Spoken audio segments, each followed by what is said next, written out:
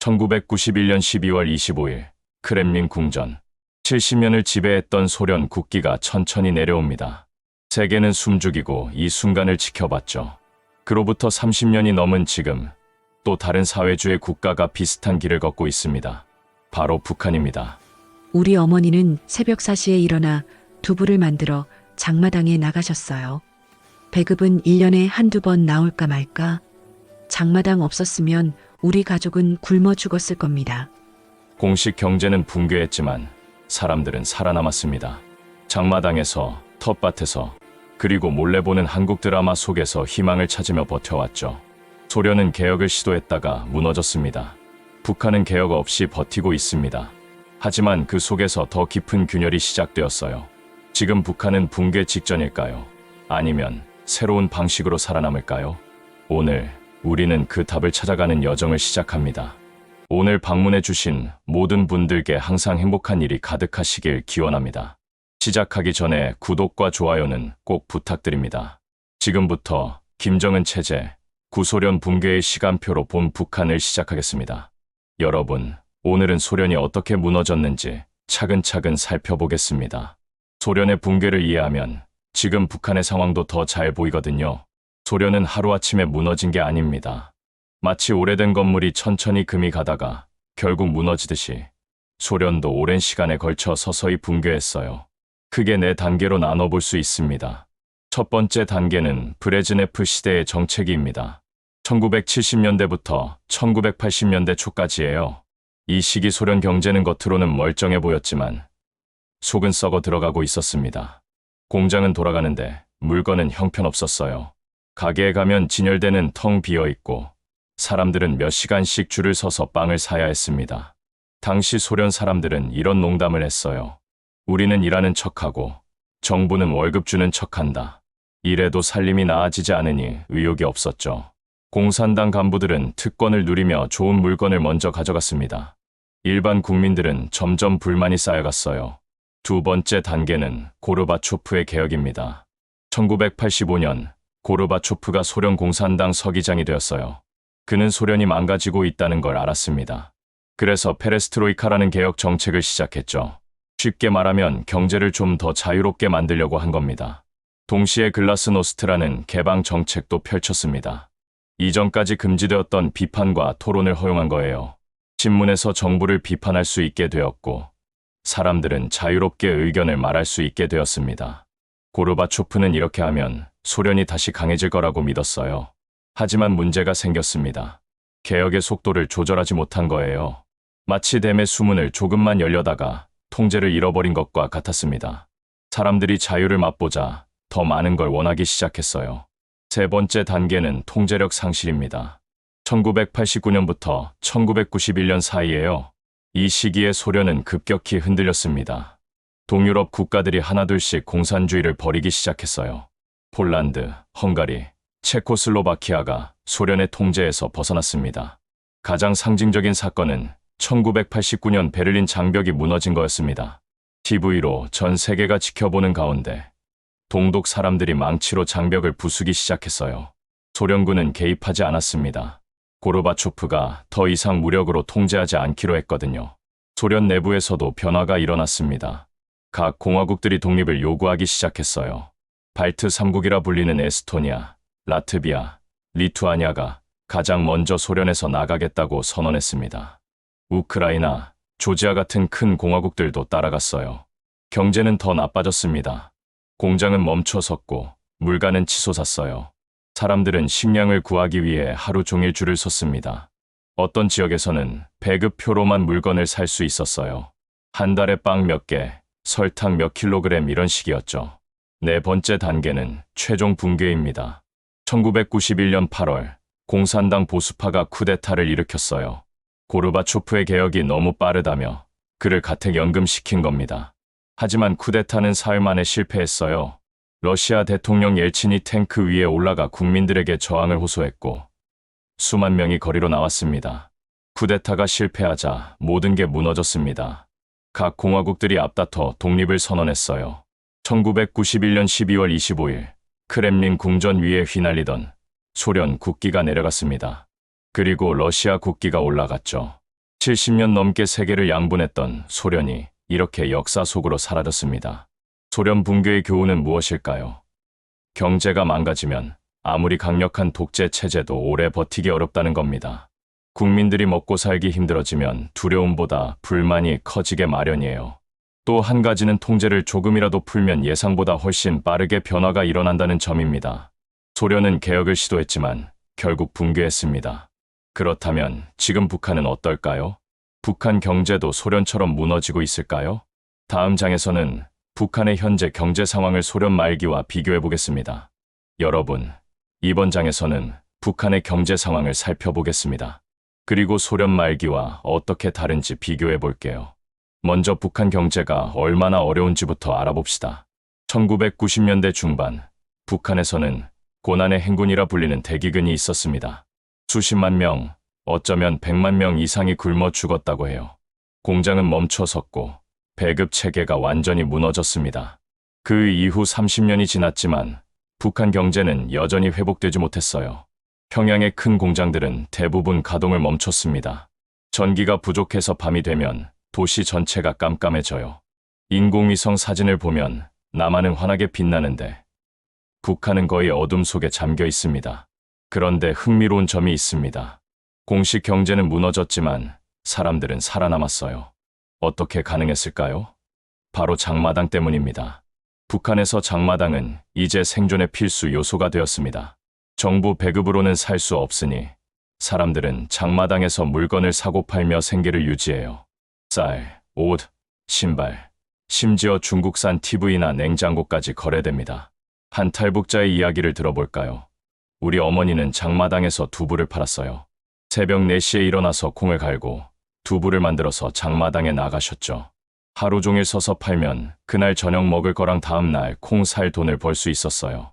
배급은 1년에 한두 번 나올까 말까 했으니 장마당 없었으면 우리 가족은 굶어 죽었을 겁니다. 이게 바로 북한식 시장화입니다. 정부가 허용한 게 아니에요. 사람들이 살기 위해 어쩔 수 없이 시작한 거죠.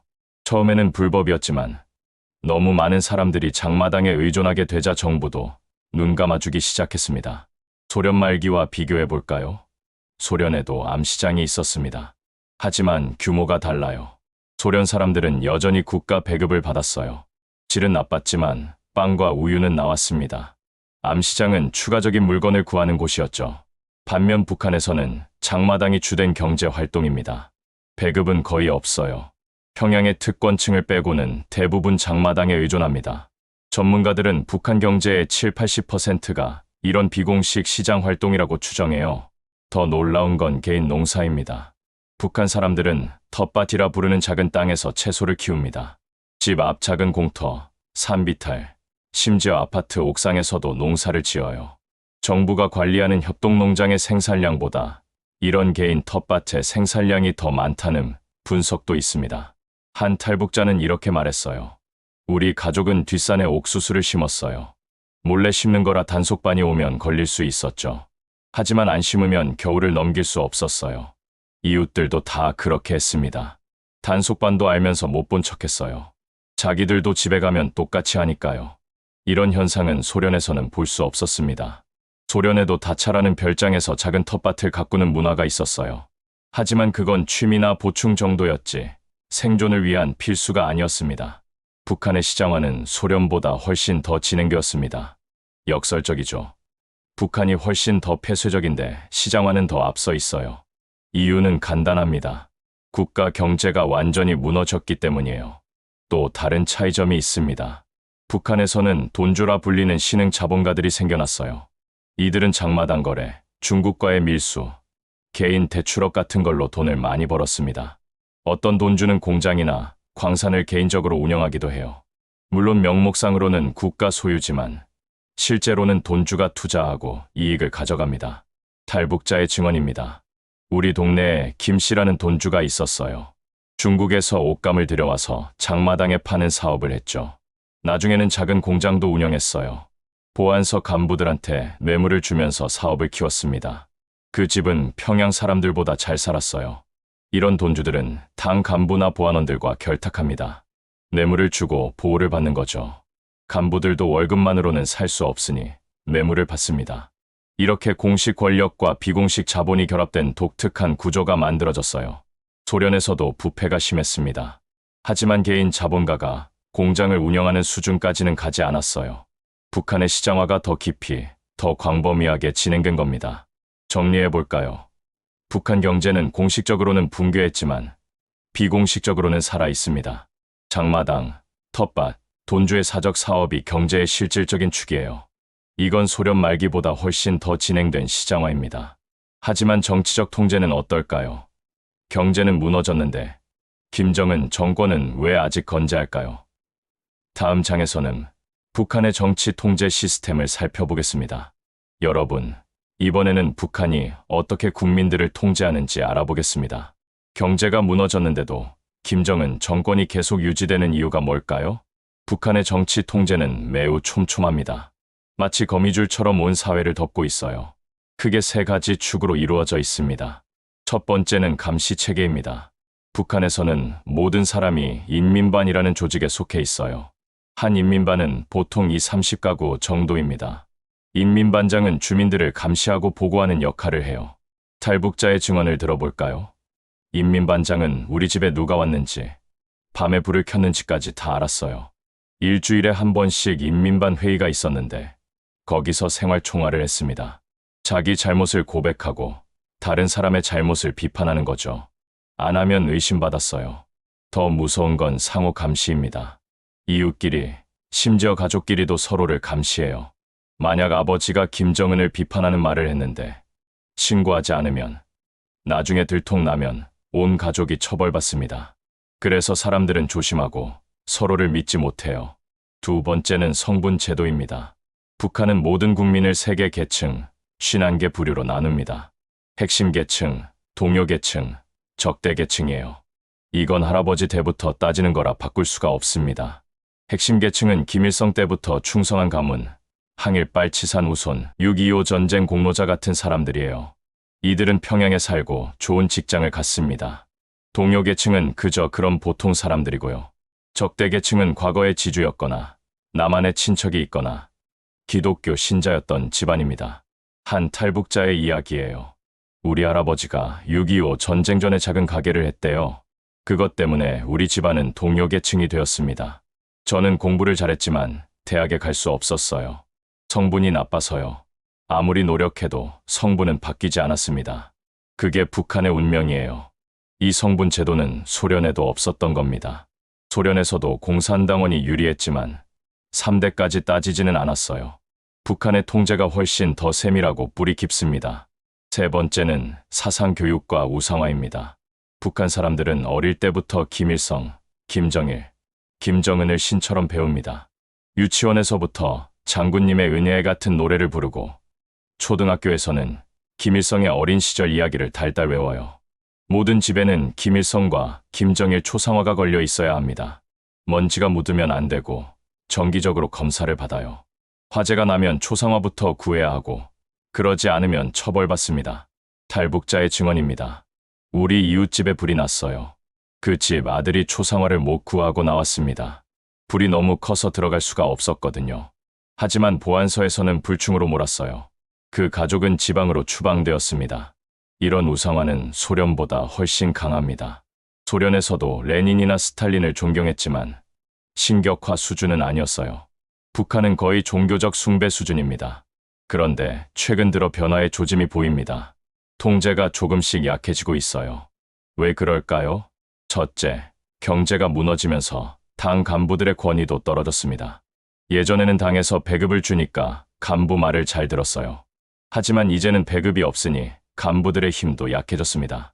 사람들은 장마당에서 돈을 벌어야 하고 그러려면 보안원에게 뇌물을 주면 되거든요. 한 탈북자의 말입니다.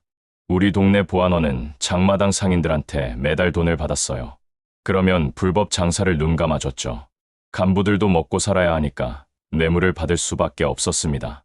체제는 여전히 무서웠지만 돈이면 어느 정도 해결할 수 있었어요.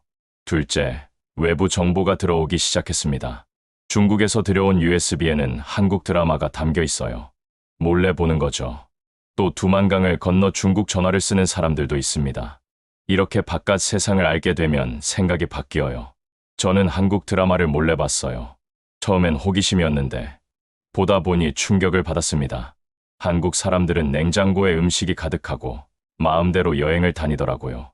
우리한테 배운 남조선 인민들이 고통받는다는 건 다 거짓말이었어요. 그때부터 정권을 의심하기 시작했습니다. 셋째, 김정은 자신의 정치적 기반이 할아버지나 아버지보다 약합니다. 김정은은 너무 어린 나이에 권력을 물려받았어요. 고위 간부들 중에는 김정은보다 나이가 훨씬 많은 사람들이 많습니다. 그래서 김정은은 숙청으로 권력을 유지해요. 고모부 장성택을 처형한 게 대표적입니다. 이복형 김정남을 말레이시아에서 암살했고요. 이런 극단적인 조치는 오히려 불안정함을 보여줍니다. 확고한 권력자는 그렇게까지 할 필요가 없거든요. 소련 1970년대 브레즈네프 시대와 비교해볼까요? 당시 소련도 강력한 통제 국가였습니다. KGB가 감시했고 반체제 인사는 감옥에 갔어요. 하지만 북한만큼 촘촘하지는 않았습니다. 소련 사람들은 외국 라디오를 들을 수 있었어요. VOA나 BBC 같은 방송이요. 금지되었지만 실제로는 많이 들었습니다. 또 소련은 외국과 교류가 있었어요. 올림픽도 열었고 외국인도 방문했습니다. 북한은 훨씬 더 폐쇄적이죠. 하지만 북한의 통제도 약해지고 있습니다. 완벽해 보이는 체제에 균열이 생기고 있어요. 경제 붕괴로 당의 권위가 떨어지고 외부 정보가 스며들고 뇌물로 통제를 피할 수 있게 되었습니다. 그렇다면 북한 주민들은 이런 상황을 어떻게 생각할까요? 아직도 김정은을 믿을까요? 아니면 의심하기 시작했을까요? 다음 장에서는 북한 주민들의 심리 변화를 소련 1990년대와 비교해 보겠습니다. 여러분, 이번 장에서는 북한 주민들의 마음속 변화를 살펴보겠습니다. 겉으로는 여전히 충성하는 것처럼 보이지만 속으로는 어떤 생각을 하고 있을까요? 먼저 장마당이 가져온 변화부터 이야기해 봅시다. 장마당은 단순히 물건을 사고 파는 곳이 아닙니다. 사람들의 생각을 바꾸는 곳이기도 해요. 장마당에서는 돈이 힘입니다. 당 간부여도 돈이 없으면 아무것도 못 사요. 반대로 성분이 나빠도 돈이 있으면 좋은 물건을 살 수 있습니다. 이런 경험이 쌓이면서 사람들의 가치관이 바뀌기 시작했어요. 한 탈북자의 증언입니다. 어렸을 때는 공산주의를 믿었어요. 모두가 평등하고 함께 잘 살 수 있다고 배웠죠. 하지만 장마당을 다니면서 생각이 바뀌었습니다. 열심히 장사하는 사람은 잘 살고 게으른 사람은 못 사는 걸 봤거든요. 능력과 노력이 중요하다는 걸 깨달았어요. 또 다른 변화는 외부 정보의 유입입니다. 가장 큰 영향을 미친 건 한국 드라마와 영화예요. USB나 SD 카드에 담아서 몰래 유통됩니다. 적발되면 처벌받지만 그래도 많은 사람들이 봐요. 우리 가족은 밤에 이불을 창문에 걸고 한국 드라마를 봤어요. 소리가 새 나갈까봐 볼륨을 최대한 낮췄죠. 겨울연가를 처음 봤을 때 충격이었습니다. 집이 너무 크고 깨끗하더라고요. 냉장고에는 음식이 가득했고 사람들은 자유롭게 사랑했어요. 그게 진짜 나만의 모습이구나 싶었습니다. 중국 매체도 영향을 미칩니다. 북한과 국경을 접한 지역 주민들은 중국 TV 전파를 받을 수 있어요. 중국 뉴스를 보면서 바깥 세상이 얼마나 빠르게 변하는지 알게 됩니다. 최근에는 스마트폰도 퍼지고 있습니다. 물론 북한 내부 네트워크만 되는 거예요. 인터넷은 안 돼요. 하지만 사진을 찍고 음악을 듣고 게임을 할 수 있습니다. 이것만으로도 사람들의 의식이 조금씩 바뀌고 있어요. 더 중요한 건 불법 중국 전화기입니다. 두만강 근처에서 중국 통신망을 잡아서 쓰는 거예요. 엄청나게 위험하지만 돈을 벌기 위해 많은 사람들이 사용합니다. 한국에 있는 가족과 통화하거나 중국 상인과 거래하는 데 쓰죠. 탈북자의 이야기입니다. 제 친구는 중국 전화로 한국에 있는 삼촌과 통화했어요. 삼촌이 서울 생활을 이야기해줬죠. 월급이 북한 돈으로 환산하면 상상도 못할 액수였어요. 그 얘기를 듣고 친구는 탈북을 결심했습니다. 저도 그때 같이 나왔고요. 이런 비공식 정보 채널이 사람들의 인식을 바꾸고 있습니다. 특히 젊은 세대가 더 빨리 변해요. 고난의 행군 이후에 태어난 세대는 배급을 받아본 적이 없어요. 태어날 때부터 장마당에서 살았고 한국 드라마를 보며 자랐습니다. 제 딸은 2000년대에 태어났어요. 김일성이 뭘 해줬는지 모릅니다. 배급도 못 받아봤고 당에서 해준 것도 없어요. 대신 엄마 아빠가 장마당에서 힘들게 번 돈으로 컸죠. 딸아이는 은연중에 부모를 더 믿었어요. 정권에 대한 충성심이 저희 세대보다 훨씬 약했습니다. 이제 소련 1990년대와 비교해 봅시다. 고르바초프의 개혁 이후 소련 사람들의 심리 변화는 어땠을까요? 소련에서도 비슷한 환멸이 있었습니다. 글라스노스트로 언론이 자유로워지자 충격적인 진실들이 드러났어요. 스탈린 시대의 대숙청, 정부의 부패, 경제 실정 같은 것들이죠. 사람들은 70년 동안 우리를 속였구나 하고 깨달았습니다. 하지만 차이점도 있습니다. 소련에서는 공개적으로 토론할 수 있었어요. 신문에서 정부를 비판하고 TV에서 토론했습니다. 사람들은 광장에 모여 집회를 열었어요. 변화가 공개적으로, 급속도로 일어났습니다. 북한은 다릅니다. 변화가 은밀하게, 천천히 일어나고 있어요. 사람들은 속으로는 의심하지만 겉으로는 충성하는 척합니다. 아직 공개적으로 비판할 수는 없어요. 그랬다가는 정치범 수용소에 가니까요. 한 탈북자의 표현이 인상적이에요. 북한 사람들은 이중 생활을 합니다. 낮에는 충성하고 밤에는 한국 드라마를 봐요. 회의에서는 김정은을 찬양하지만 집에 돌아오면 또 거짓말이야라고 속으로 생각합니다. 겉과 속이 완전히 달라요. 또 다른 차이는 대안에 대한 인식입니다. 소련 사람들은 개혁과 민주주의를 원했어요. 서방식 자유와 시장 경제를 동경했습니다. 명확한 대안이 있었죠. 북한 사람들은 조금 다릅니다. 많은 사람들이 남한을 부러워하지만 통일이나 체제 붕괴를 적극적으로 원하지는 않아요. 변화가 두렵기도 하고 익숙한 게 편하기도 합니다. 그저 지금보다 조금 더 잘 먹고 잘 살고 싶을 뿐이에요. 탈북하기 전에 저는 혼란스러웠어요. 남한은 분명 북한보다 잘 살아 보였습니다. 하지만 통일이 되면 어떻게 될까요? 내 직장은, 내 집은 두려웠어요. 많은 북한 사람들이 그런 마음일 겁니다. 하지만 확실한 건 균열이 커지고 있다는 점입니다. 특히 젊은 세대는 체제에 대한 믿음이 약해요. 아직 혁명을 일으킬 정도는 아니지만 이 30년 후에는 어떻게 될까요? 한 전문가는 이렇게 말했습니다. 지금 북한 20대는 김정은 체제를 당연하게 받아들이지 않아요. 부모 세대와 달리 세뇌가 덜 되었고 외부 정보를 더 많이 접했습니다.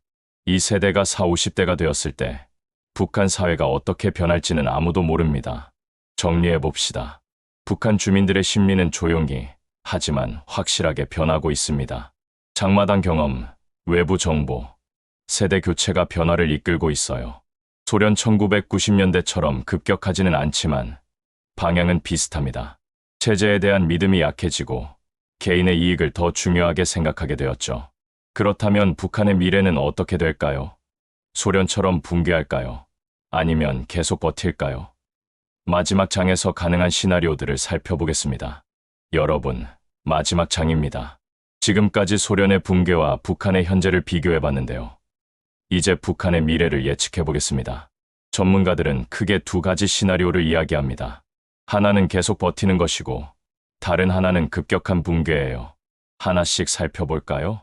첫 번째 시나리오는 독재 체제의 지속입니다. 김정은 정권이 앞으로도 10년, 20년, 어쩌면 더 오래 버틸 수 있다는 거예요.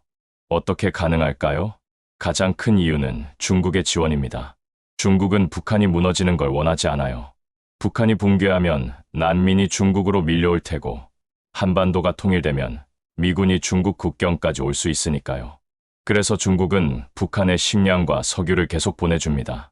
한 전문가의 말입니다. 중국은 북한의 생명줄입니다. 북한 무역의 90% 이상이 중국과 이루어져요. 중국이 지원을 끊으면 북한은 몇 달 안에 무너질 겁니다. 하지만 중국은 그렇게 하지 않을 거예요. 북한을 완충지대로 남겨두는 게 중국에게 유리하니까요. 두 번째 이유는 이중 경제 관리입니다. 북한 정권은 독특한 방식을 개발했어요. 공식적으로는 사회주의를 유지하면서 비공식적으로는 장마당을 허용하는 거죠. 탈북자의 설명입니다. 정부는 장마당을 완전히 허용하지도 완전히 금지하지도 않아요. 적당히 단속하고 적당히 뇌물 받고 적당히 세금 벗습니다. 이렇게 하면 사람들이 굶어 죽지는 않아요. 동시에 정권에 대한 위협도 되지 않고요. 이런 방식으로 북한은 소련과 다른 길을 갈 수 있습니다. 고르바초프처럼 개혁을 시도하지 않으면서도 경제 붕괴를 막을 수 있는 거예요. 중국식 모델이라고도 할 수 있죠.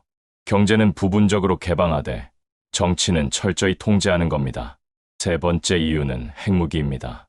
북한은 핵을 가지고 있어요. 이게 체제 안전을 보장합니다. 외부에서 무력으로 정권을 교체할 수 없으니까요. 김정은은 리비아의 카다피나 이라크의 후세인이 핵을 포기했다가 비참한 최후를 맞은 걸 잘 알고 있습니다. 이런 요인들 때문에 북한 정권은 당분간 유지될 수 있습니다. 국민들이 불만이 있어도 체제를 전복할 만한 힘은 없어요.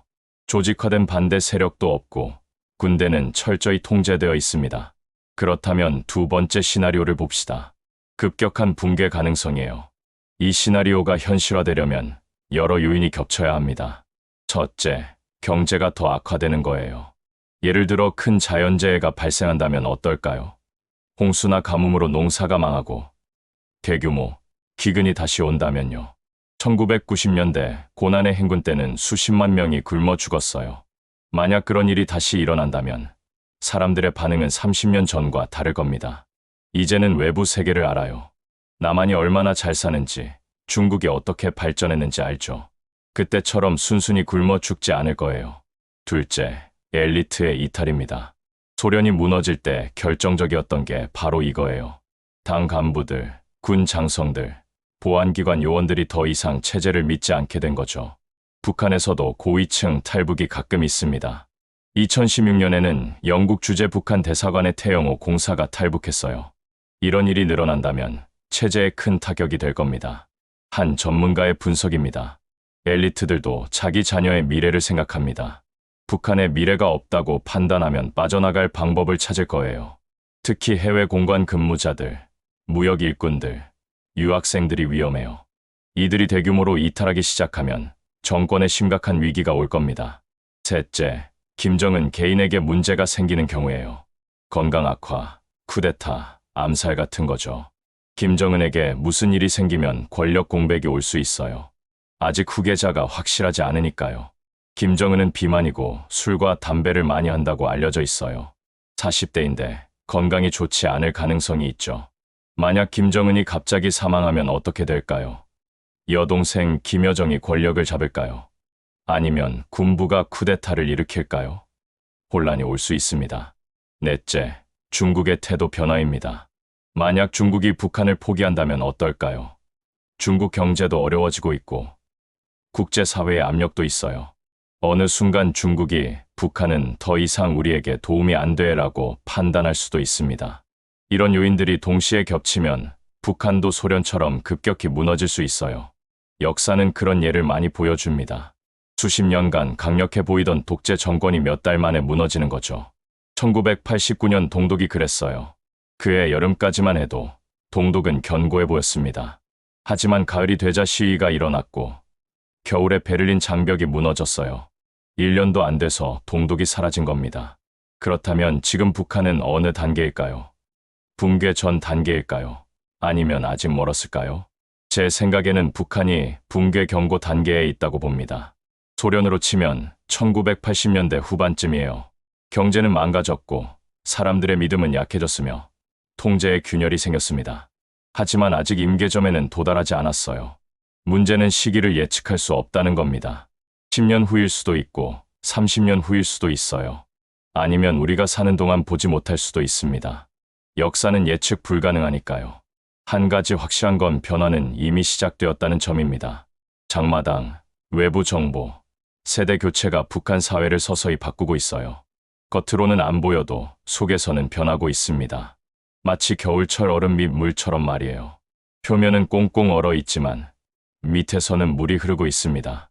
봄이 오면 얼음이 갑자기 녹아 무너지죠. 북한도 그럴 수 있습니다. 여러분, 긴 여정이었습니다. 우리는 소련의 붕괴를 돌아보고 북한의 현재를 살펴봤으며 미래를 예측해봤습니다. 결론은 무엇일까요? 북한은 소련과 비슷한 문제를 겪고 있지만 다른 방식으로 대응하고 있습니다. 소련보다 더 폐쇄적이고 더 억압적이며 더 유연하기도 해요. 그래서 더 오래 버틸 수도 있지만 무너질 때는 더 급격할 수도 있습니다. 한 가지 기억할 점은 역사에는 정해진 길이 없다는 겁니다. 소련이 무너졌다고 북한도 반드시 무너지는 건 아니에요. 하지만 비슷한 문제를 겪는 나라가 비슷한 결말을 맞을 가능성은 높습니다. 북한의 미래는 북한 사람들이 만들어갈 겁니다. 우리는 지켜보고 이해하고 준비할 수 있을 뿐이에요. 언젠가 변화가 온다면 그때 우리는 어떻게 대응해야 할까요? 그건 또 다른 이야기가 될 겁니다. 긴 시간 들어주셔서 감사합니다. 이 오디오북이 북한과 소련을 이해하는데 조금이나마 도움이 되었기를 바랍니다. 오늘 이야기는 여기까지입니다. 오늘도 마음에 따뜻한 빛이 머무는 하루가 되시길 바랍니다. 김정은 체제, 구소련 붕괴의 시간표로 본 북한이 마음에 남으셨다면 댓글로 함께 나눠주세요.